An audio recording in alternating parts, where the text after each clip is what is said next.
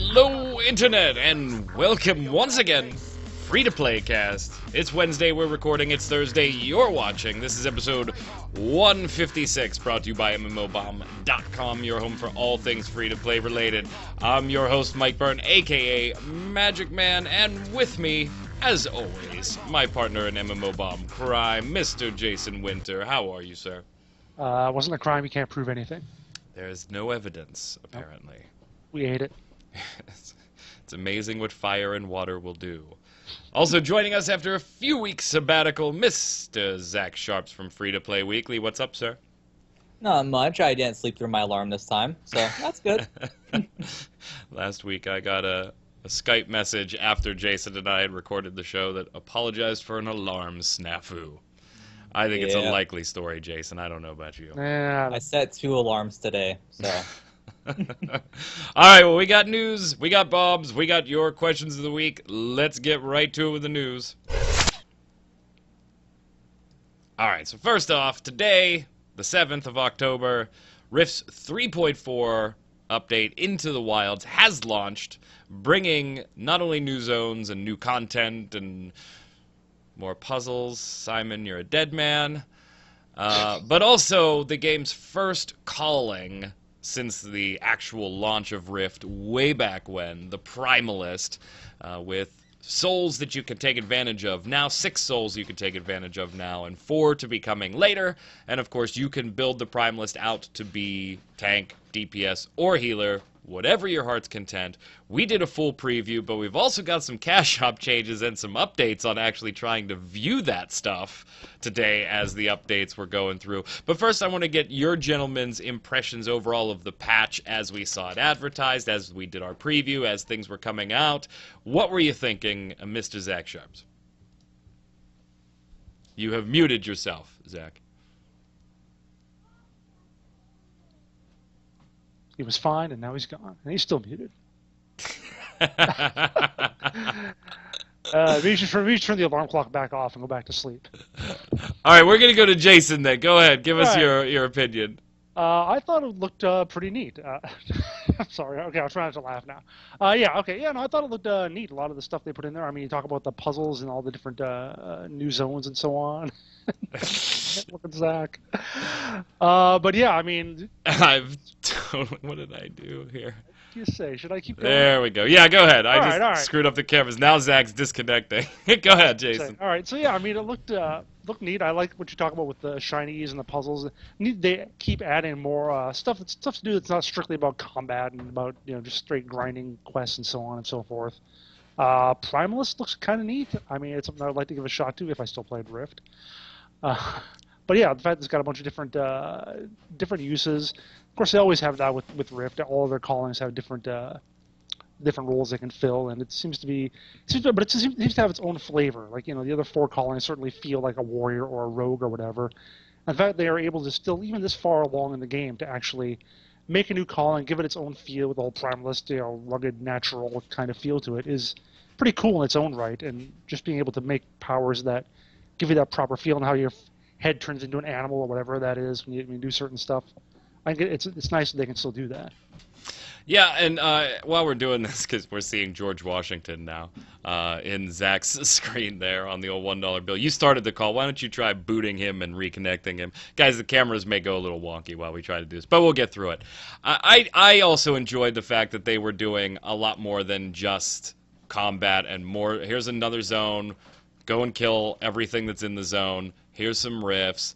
When I took the tour with Simon, I really enjoyed the fact that there's also another refocusing on the exploration aspect, and I kind of felt like that was missing from the limited playing that I did of the Nightmare Tide expansion. This zone, this new Plain Touch Wilds, felt more in tune with Rift as a whole. And the exploration type stuff with the shinies on the ground, and now they're introducing different buffs that if you can only see certain shinies if you have these certain buffs, and while that may seem really, really annoying to a lot of players, if you like that type of thing, it's pretty great. And we can't get Zach back into the call. We were fine for like a minute. All right, let's pause recording while we figure this out. Recording now. All right, we got Zach back. We've rescued Zach from the depths of Skype hell. Zach, now let's go to you. Rift's 3.4 patch. Your initial thoughts? I like the fact that they're adding new content. Obviously, it's great for an MMO, especially when it comes to Trion and Rift. Rift has always been one of those games that's always had a constant stream of content patches, and that's one of the things that I've always liked about Trion, is the fact that they do update their games quite frequently, for the most part. I mean, I'm not sure about Trove's update schedule, but as far as I know with like Rift, and I know Arcade gets updated a good bit, they update their games, they add in new content, and as far as adding in a new calling, I think that's really great for the game. They needed to do that for a while now. I mean, the game's been out for quite a while, to the point where the standard callings were becoming a little bit, I guess you could say, not necessarily boring, but they needed something new to refresh the meta. Stale, maybe? Yeah, exactly. And so I think that's really good for the game. Obviously, adding more endgame stuff is good too. So I think overall the patch is great. Now, I do want to ask your guys' opinion, though. I mean, you do have to pay for the Primalist. It's really the only piece of content that you have to pay for in 3.4. So you've got a price point of 5,250 credits. Depending on where you are, that's about 35 to 40 bucks. And or you could get it in the whole big pack collector's thing that they're selling, which was $99.99 USD. That's the only way to get it. Now, obviously this is going to rub some people the wrong way. One calling for 35, 40 bucks. And that kind of leaves a bad taste in your mouth. But if you look at it from the Souls perspective, which is how they've previously sold things like this, when they'd released the Dreams pack that had the Arbiter and 3 other souls in it, you were getting 4 souls or so for about $35. You still can buy that like that on Steam. Here you're getting 6 with the Primalist for roughly that same price. And, of course, you still have the option of doing the whole Rex and Platinum trading thing so that you could actually just get the credits by using in-game Platinum if you farmed up enough and buy it that way. So you still can technically get it for free if you want to put in the work. There might be a small tweak to that we'll get to in a minute. But what are your initial thoughts on just the cost of the Primalist itself and being separate from everything, Jason? That does seem tough, though. When you think about it as $40 for basically one new class, that's something I would have a hard time. And it's a class you have to level from level 1 again. It's not like when I bought the Dreams pack and I threw the Arbiter Soul on my mage was still level capped already. Yeah, but that's whatever. I mean, I expect that for, if it's a new class, new character, it's going to be a new character, so of course you have to level up from 1. So I don't have a problem with that. But, yeah, I mean, it just seems like for just one class, it seems like at most $10 or $20 would be what I'd want to pay. I think that's about. I think with the new class they added to Lojo a little while back was 10 or 20. It was something. It was one of those. So, but definitely not 40. So that it does seem like a lot from that standpoint. Zach, I think it's. I am in somewhat agreement with Jason in terms of it's a little bit too pricey, but it's one of those things where I look at it as something that's optional, as long as they balance it, of course. I mean, if it comes out and it's super overpowered and it's required for every raid because it's so overpowered, then that's a problem. But if it comes out and it's balanced, or at least semi-balanced, it's not too big of an issue. Plus, on top of that, there is the currency trading that's also inside of Rift. So that allows people who want to get it for free the option to get it for free. So it's not too big of an issue for myself. I think that it'd be cool if they would have just did it for free and maybe released additional souls over time that did cost money, like sort of what they've already done with the previous callings. But then again, it's better to put the entire class behind a paywall instead of giving you like 3 souls to deal with and that's it, and then adding them for however much money down the road. So definitely agree with that aspect of it. Definitely agree. But here's the little caveat, if you will. Yep. Rift also underwent, with today's update, a bit of a pricing change as far as Rex and credits go. Now, the reason that they gave was currency exchange. Of course, it's an easy thing to blame things on, with Trion being a U.S. company and basing things on the dollar, and then versus the euro, and then versus the Great Britain pound, and whatever. So it's easy to blame that for it. But when you look at the pricing, one, they standardized the credit packages. So it doesn't matter what region you're in, those are standard. That's a good thing in my book. The bad part of this comes in particularly in our friends in the EU, just about every price point they have has gone up. And Rex was already scarce in the markets in Europe on the servers, which means you're even less likely now to find Rex that you could buy with Plat and get that calling for free, Jason. You actually messed around with it a little bit. What all's going on? Because it didn't seem to be working right now. Well, yeah, like I said, like you said, it was the update day. Like I went to the, my account is based in the U.S., so I went to the site to like see, what some prices were. I scrolled down to the bottom, and my patron time was listed in pounds, in Great Britain pounds. So I go and I was okay, that's kind of weird. So I click on the buy credits, takes you to a page where I can pay in dollars.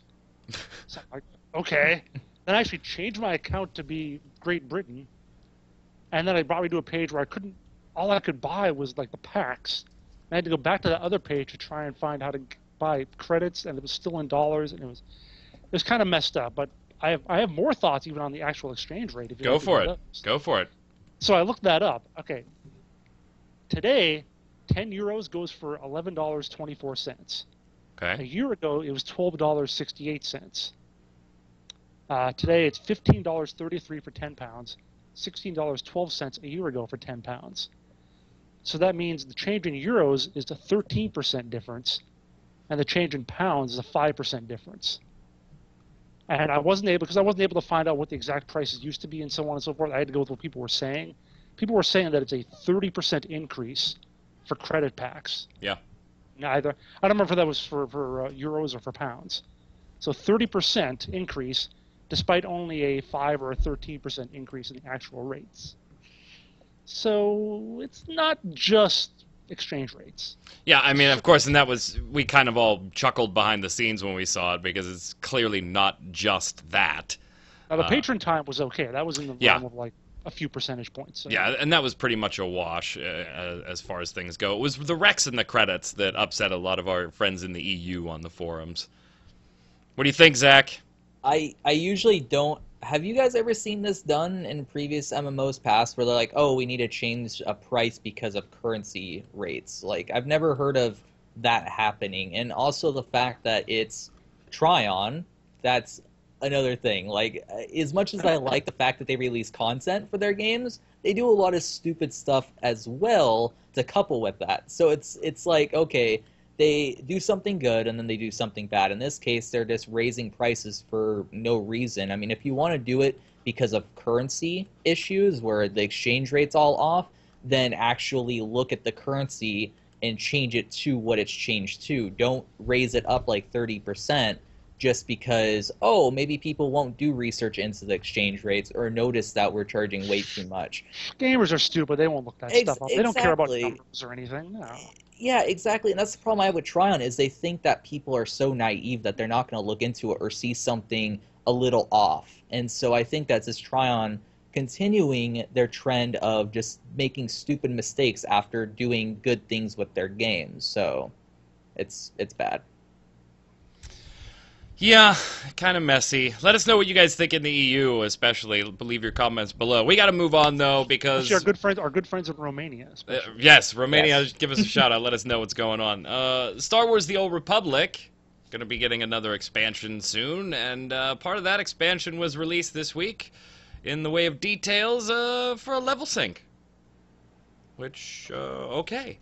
So here's the basic premise. If you haven't heard, when you visit a planet, you will automatically be level synced to be level appropriate to that planet, a la Guild Wars 2, walking around into another zone, and all of a sudden your stats and your base damage and things like that are synced to an appropriate level. Usually, you're overpowered anyway, because they put you at the high end of that level. But they haven't really broken down things like split planets, where there's a heroic zone that's 10 levels higher than most of the zone. I'm sure that the servers are going to probably treat that as two different planets and level sync you appropriately based on where you are. Can't imagine them syncing you to 26 and throwing you in a 35 zone. but who knows? Whatever. Here's the thing, though. It seems like a good idea on paper. You know, revitalizes some content. You're going to get experience commensurate with whatever level you are if you go back and you do some of those heroic quests and things like that, which those have been modified to be 2 people instead of 4 people. So on the surface, it looks good. But you gotta wonder about those people like myself that the only reason I'm going back there is to farm some glamour piece, Zach, or to farm some achievement, and I want to blow through this content. Or I'm playing with Jason, and I just party up, and I will kill everything you need for all of these quests, and you go turn them in and get the experience that way. We'll power level you very quickly. You can't do that in the current setup because it's not an optional level sync. What do you think, Zach? I think the same thing I do about Guild Wars 2's level sync. I think it's a bunch of crap because when you make content and you are in an MMO, you want to gain power. You want your character to progress. So when you're going through the levels, you're going to add more power to your character, obviously. So going back in time to a point where you didn't have that power by de-leveling you, aka level sync, if you want to go back to another zone, it's really... It kills immersion because, number one, you didn't want that to happen. Like, a lot of the times people just go back, like you said, and they want to farm up old quests. They want to be able to get those glamour pieces. They want to be able to get those achievements really fast or power level their friends, etc. They can't do that with a forced level sync. They have to sort of equate themselves to the power that their friends are, which I think is stupid because what's the point of leveling when it comes to that then? Like, why don't just make everything the same level and that's it? That's what I think about level sync. It really doesn't make sense in terms of MMOs and progression because it wipes progression off the board because there really is no progression if you make everyone the same level or close to the same level.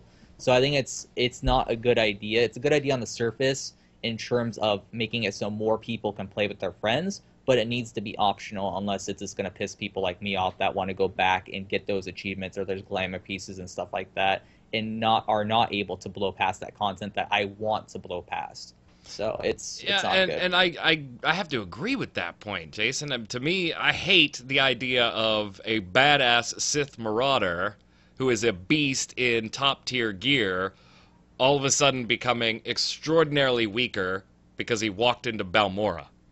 Yeah, I don't, it doesn't work for me. What about you? I disagree completely. Ooh. Well, this has got to come from his love for Guild Wars 2, probably. There is that. Because I can sort of see your point in that you want to be the badass. But on the other hand, it's like I said before, why even, I agree, why have leveling? Why even have it if, then another expansion down the line, I'm going to have to gain 10 more levels. So I was the ultimate badass, but now there's something even badasser that I have to kill. So what does it matter that I was max level before when something else is just going to be even more max level? Not because it's a bigger monster or anything. How come this giant rancor that's in a dungeon at level 25 is something that I can whip through when I'm, something that's a challenge for me when I'm level 25, but it's nothing when I'm level 30 or 40? I don't agree with that. Now, and I also think that being able to just whip through content is cheesy. I think you should play the game the way it's meant to be played, which is to actually have to play it instead of just being able to face roll your one button and be able to just mow through everything. That said, I think this is probably not a good idea for SWTOR, because I think when you're doing this, you have to do it in a game that you planned for it from the beginning, like Guild Wars 2 did. They always had this. So they don't have those achievements that you have to blow through in a previous zone to try and get this stuff. They don't do that in Guild Wars 2 because they knew this was going to be like this from the beginning. Whereas putting it into SWTOR, when people are used to doing something for 3 or 4 years, and now having them know that they're going to have to do something different to a fundamental part of the game, I think is not a great idea. Even if it was objectively better, even if, like, if they'd done this from the start, if SWTOR had been like this from the start, no one would really have as much of an issue with it now. But because you're kind of jamming it in there now, I don't really see what the point of it is. I think it's just going to, as we kind of indicated, it's just going to make a lot of people upset that they can't play the way they've been playing for 4 years. And you're jamming it into an expansion, Zach, that some people already kind of feel is a little bit lackluster in that it's not launching with any dungeons or flashpoints or operations to begin with. So, wait, this feature we didn't really ask for took up all of this development time. Now, Final Fantasy XIV, I mean, obviously a game dear to my heart, kind of did the same thing with their dungeons in particular. When you queue up, if you happen to queue into a level 15 dungeon, then you were immediately ranked down to level 15, and all your stats were squished. So, yeah, I agree. And I never liked that in that game even, Zach, that feeling of, why do I have all of these abilities, and did I go through learning all of them, and then just because I'm going to run something that I actually did have to run to even open up way back when, it's not like I steamrolled it the first time. Why should I be level 15 or 20 again or whatever? But they also, in an update, made that optional, and I think that's what SWTOR is going to end up having to do here. You can queue for a dungeon, a level 20 dungeon, as an undersized party, and I can roll in at level 60 and take Jason's level 20 character through it, just the two of us. We don't need a full party if that's what we want to do to play the game. And I think that's where SWTOR is going to have to end up going with this at some point, is just make it a little optional button. I think that makes everybody happy, right? I think that's kind of weird in the open world, though. Dungeon, sure, I don't have a problem. But I don't know. Open world seems a little odd for it. Yeah. The whole level sync, though, and a lot of the other changes that they're making, there's a lot of changes they're making with... with the combat and stats and all that, too. Exactly, yeah. They're really making things a lot more, I guess, I hate to use the word, casual, essentially. I mean, if you think of stats, like stat squishing in terms of getting rid of stats and making it just one stat mastery, which is what they're going to be doing, that is oversimplification, because it takes out the thinking of, is this piece better than this piece of gear? And so that, to me, is another reason why it kind of makes me mad that they're going in this direction, because when it comes to them simplifying the talent trees, which is something that they also did with Revan, I didn't like that either, because I liked the fact that I was able to make mistakes with my builds, but now I'm not really able to. There's really not really a build out there that's going to make you really underpowered because you made the wrong choices. So they're taking out the choice in how you play and trying to force you into just doing story content, getting rid of endgame because there's no endgame being added with the new expansion, and it's turning more into, I guess you could say, Knights of the Old Republic 3, than continuing to be Star Wars The Old Republic, the MMO. And that's something we've talked about on this show before, was the kind of casualization of Star Wars The Old Republic. And it's a big issue, because if you wanted to make Knights of the Old Republic 3, you should have made Knights of the Old Republic 3, not change your MMO into a more cooperative experience, which is essentially what they're trying to do. They're taking the biggest con a lot of people had with the game, which is that it didn't feel like an MMO, and they're just making it more go toward that direction by not really coming out with dynamic events that happen in the open world or whatever, or something that makes it so you want to group with players. Now they're just sort of like, oh, well, if you have a couple friends, play with those friends, and that's fine with us, because there's no end game, because we didn't add any new end game.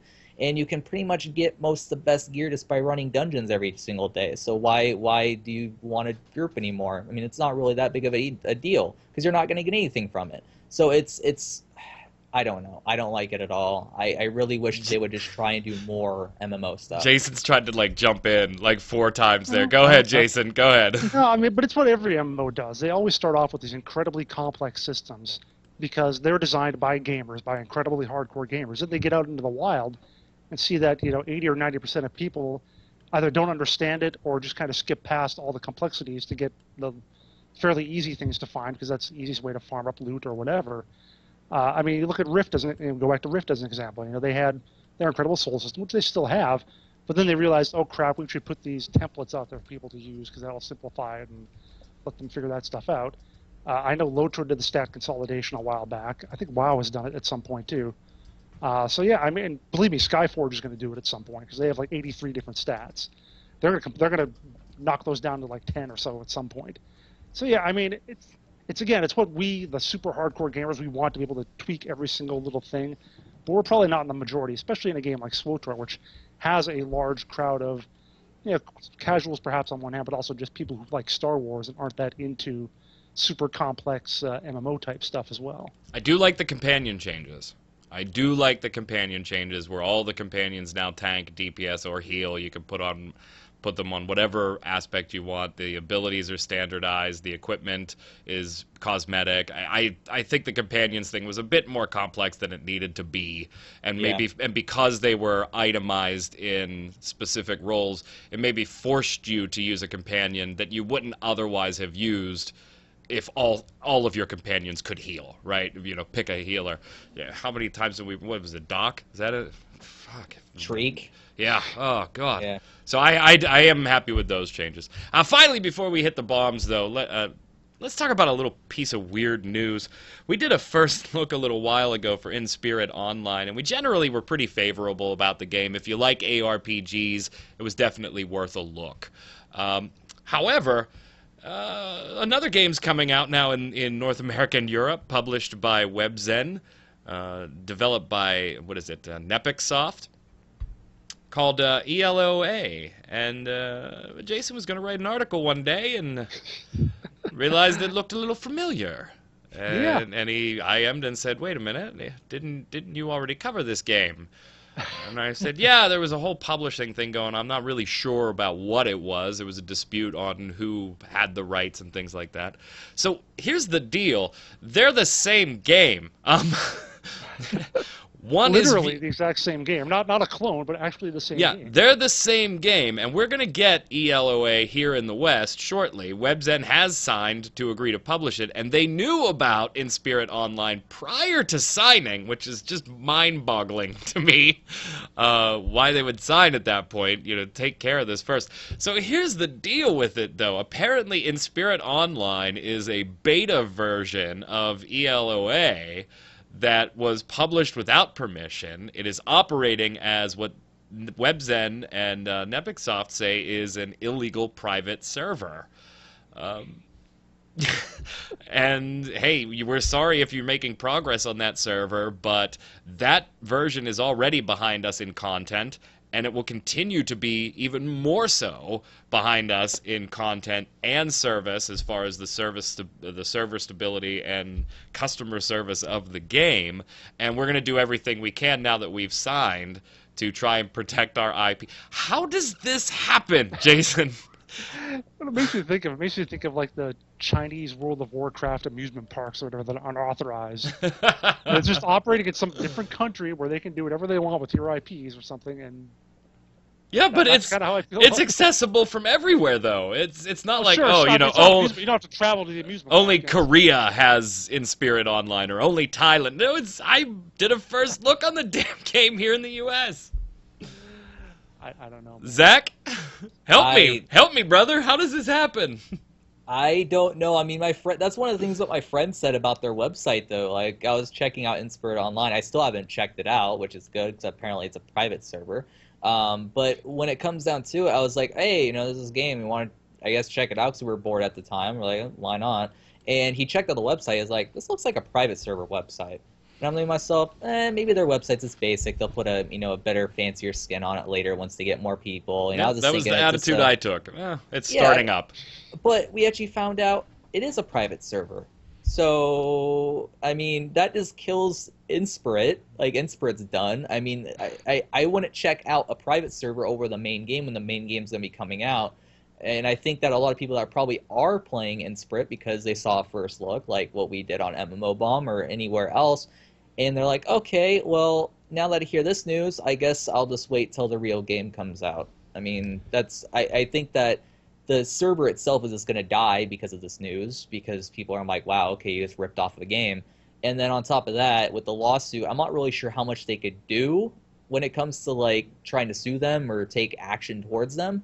Because if it's just a private server and they take it down, why would you want to spend more money to go after them unless they made a ridiculous sum off of their private server? So it's a huge legal mess, and it's really strange. It is bizarre. It is definitely bizarre. Weird, I'm looking at the Inspirit site. It doesn't look. It looks all right. I mean, it looks like it could be a real game from a real company. It's just.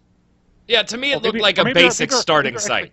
Yeah, exactly. It was. Very bizarre. Like, and you have to think, right, and kudos, citations here go to MMO Culture, who actually had the interview with WebZen where just a week or so ago, week and a half ago, where they actually explained the whole Inspirit ELOA thing. And the differences and what were the deal. I got to assume, Jason, that WebZen has some ideas in their head about how they can shut this down. Otherwise, they don't sign, right? You know, I'm looking at the Inspirit Facebook page. I just looked at it right now. They have their last message from September 5th. It says our website and forums are currently down for maintenance. September 5th. And some people are saying I can't log into the game from October. So yeah. So Rip Inspirit. Maybe the end is near. I don't know.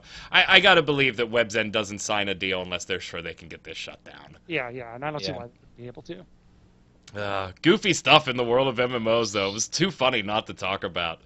All right, let's go over to the weekly bombs. Zach, it's been a while, sir. Why don't you go first? I'm going to give an 8-bomb to Trion Worlds because they're continuing to constantly do something good and then do something bad following it. And it makes me sad because as we all basically think about Trion, there was a time where we liked them. There was a time where everything that they did was fine. It was great. It was what we wanted them to do. And now they're just doing everything for greed instead of for actually creating art out of the fact that they love doing it. They're just wanting more and more money. That is rough, man. Is that coming from the Rift thing? It's coming from everything about I Trion. get the whole Arcage thing, and maybe but wow. It's the culture, man. It's the culture over there right now. They're doing one good thing, and then they're doing 1 to 2 bad things afterwards. I still just have the feeling with Trion Worlds, and I got little like Halloween fingers on here that I'm screwing around with.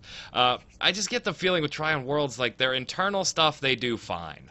They're not my favorite publisher on the face of the planet. That's harsh, Zach. That's some harsh shit right there. Go ahead, Jason. Harsh shit. I'll give it the bomb to Mr. Jens Anderson for becoming the new senior creative director at Daybreak. Good for him. He was the executive producer or whatever for DC Universe Online. Always been a great guy when I talked to him. Always friendly. Always willing to talk about his stuff. A lot of great energy. So, kudos to someone actually being promoted at Daybreak instead of laid off. Yeah, so, and now we have an employee that we have a name for again. It's been a while. I guess I better follow him on Twitter until he leaves. Speaking of DCUO, for those of you that are players, episode 17 launched today. I'm going to give a dub bomb to Dragon's Prophet shutting down here in the North America territories. Okay, sounds harsh when you just think about it. Yeah, exactly. Going away. Yeah. Say I'm hard. All right, now hold on. Before you start telling me I was ridiculous to think this was going to be any good anyway, right? But speaking of Daybreak Games, I had mild hopes for this one, and only in the respect of that whole Pokemon gotta catch 'em all thing with the dragons and get the dragons in the mounts and stuff like that. This is why I'm kind of looking forward, at least I won't tell my friends it, but I'm kind of looking forward to Dragonmon Hunter, because I do like that kind of just zone out and hunt some things for an hour or two and then don't play it for a week. And I was hoping Dragon's Prophet could be that, but even after launch, when there were still text placeholders for things on starting zone quests and rewards, my hopes were dashed. So dub bomb to it being shut down here in the States. Of course, no word on the European version, so if you really want to play it, I'm sure you still can. You just got to be a little creative. But speaking actually of Daybreak employees, I don't know who it was. Their community manager for Dragon's Prophet was the most upbeat guy for having to deal with that game. It was just amazing, I thought. Do you remember the rock trailers they put out? Oh yeah. Before the game came out, they were heavy guitar, heavy metal rock. Yeah, I gotta admit they went all out for that game. So. They tried, They tried, but the thing with Dragon's Prophet is they called it an MMO. Every time I played it, though, I didn't see a single soul. Oh, zing! Shots fired. Terra Nova 667 says weekly bombs, A-bomb and dub bomb, both to WildStar. It looks to be a great game that's currently tainted with issues, some of which I feel really should have been ironed out or foreseen prior to the free-to-play launch. Couldn't agree with you more, and we gave detailed accounts of most of those issues last week, and sadly some of them still persist. Go ahead, Zach. Looks like we have Pachosaurus HD. Pachosaurus Rex Rex HD. as an active WoW player to this day, I can't say I disagree. They really does seem that they are watering down the expansions and selling it for the price of a full expansion. Yes, I will be pre-ordering the next expansion and the ones that follow. WoW was my first game, and one of the main reasons I've gotten into gaming over the years is shutting down WoW a smart idea? Probably not, since I know many people, family and friends, that mainly, if not only play WoW, it's not what it was 10 years ago, but still going strong. Yeah, that's on the heels of Jason and I discussing would a WoW shutdown possibly be good for other MMOs, and Jason said, come play Guild Wars 2. Go ahead, Jason. I just want to say that when he says, you know, they're watering down the expansions, I can't say I disagree, but I'll still be pre-ordering. That's exactly like the whole Rift thing. It's like, God, I can't hate how they're raising the bills and they're so greedy or whatever. I'm going to sign up for 3 more months. Damn it, I hate this. Yep. Why they do it? Because they know you'll do it. Anyway. Go for it. Adamon64 says, let me give you a bit of spoiler for what you'll see if you log into a high-level character. This is referring to WildStar. Okay. If any of your items are crafted, it will be gone and you will see a crafting token in your mailbox to replace it. Some people are finding that their tokens are either missing or for the wrong kind of item, such as medics needing crafting tokens for heavy armor despite only wearing medium armor. But here's the biggest problem. Unless you are used to the new crafting system, the item that you craft will likely be inferior to your old weapon, as is the case with me. I was an Esper who focused on Moxie and Finesse, again a game that had 8,000 different stats. I think they got rid of Moxie, didn't they? Anyway. Yeah. Which increased my assault power and strike through / crit respectively. What I crafted only had extra strike through, no crit or extra assault.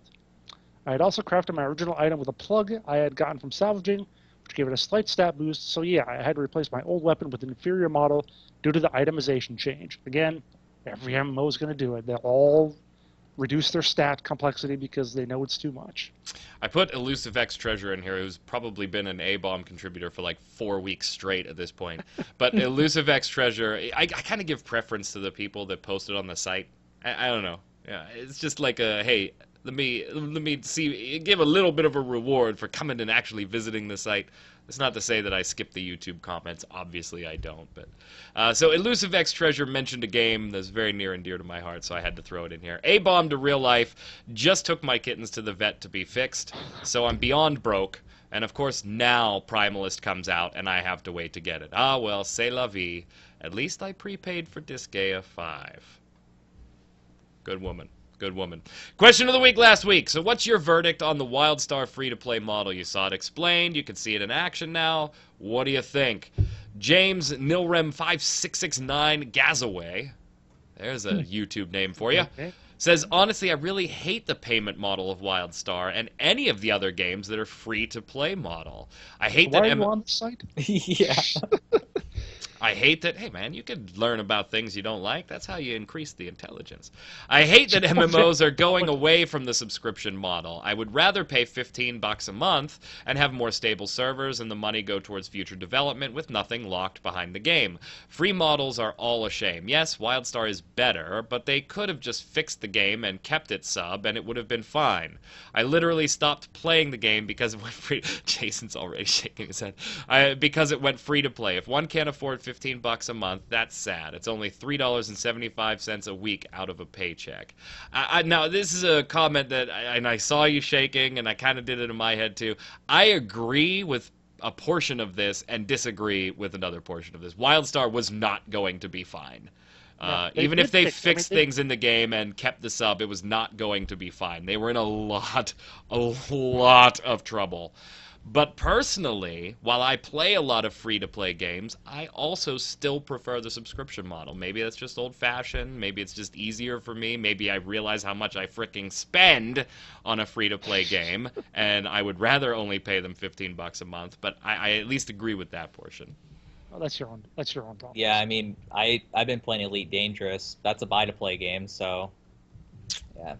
Go ahead, Jason. All right, Terranova667 says, question of the week. I have to say, WildStar's free-to-play model is pretty damn good. Nothing is locked away. You can purchase everything but one item with in-game currency. It's probably to be expanded to more at some point. I haven't spent a lot of time playing the game because of the issues it's still having, but when I have been able to play, it's been really fun. I think WildStar could finally do really well if the issues since the free-to-play launch haven't damaged it too much. And we're running into time where they really need to get those things under control. There's still lots of login authentication tweets and stuff going out. They really got to get that under wraps. That can't...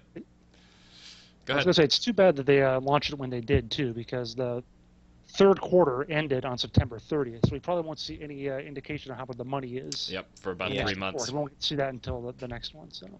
Go ahead, Zach.